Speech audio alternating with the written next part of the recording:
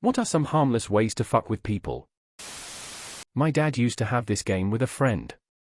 They embarrassed me endlessly when I was a teen, but that was a bonus. Basically, when they were walking in the street, whenever they were passing someone, they would say things like, "Remember, when you pushed your mother-in-law down the stairs?" Or, "I mean, it wasn't that much drug, usually I carry way more than that," or, "Where did you hide the knife after stabbing him?" You get the idea. Anything absolutely awful, as if they were having an entire conversation about drugs, murder, whatever. My dad and his friend had the whole hippie look as well, so innocent passers-by would quickly cross the street.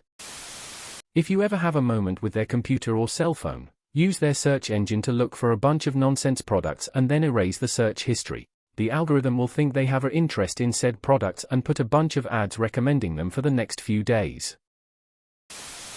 Every other week or so I'd change which side my co-worker's drill's belt clip was on, 2 screws and 30 seconds for a maddening payout. I don't know if he ever caught on, as he sadly passed away last year. I got a huge kick out of doing it though. Might bring that one back, as most of us share the same brand of drill. He got a great one on me. Every day or two he'd hide a Magic the Gathering card in my toolbox, never the same spot twice. Genuinely made me mad when I'd pick something up only to see another card hidden beneath. Eventually I had enough cards to completely cover his locker door, inner and outer. He never took them off. Even cut out cards to fit the vents on the locker. I spent a good hour or two on my day off making it. Proud of that one. RIP Chris. Pranks haven't been the same since you left. Your locker still remains covered in Magic cards, and nobody has questioned it to this day.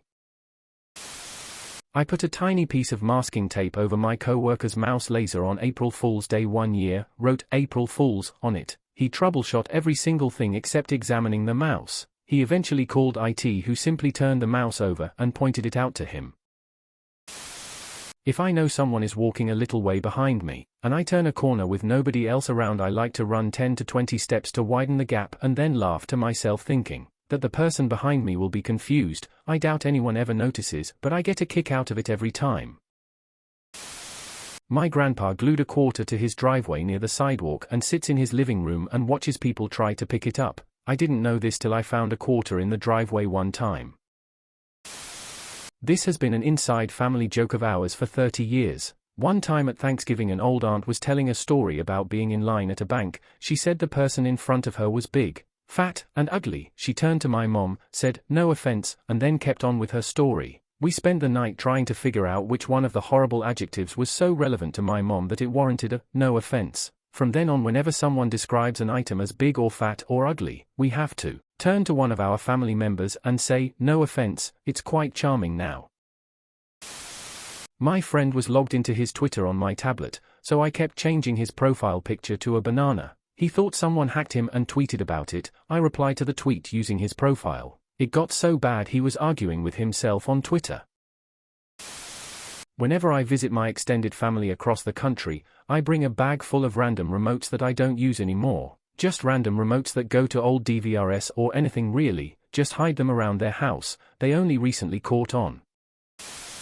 I was talking with a supervisor, and I happened to have like 4 hard-boiled eggs in my jacket pocket for lunch, so while talking with stuff, I took out an egg, cracked and shelled it and ate it. The conversation kept going, so I did it again. But I could see he was growing quizzical. I waited a few more minutes, pulled out another and ate that too. By then I could tell he was like, "What the fuck?" The conversation was wrapping up, so I pulled the last one out and he stopped mid-conversation and asked me, "How many fucking eggs do you have?" I just shrugged, shelled, and then ate the last egg.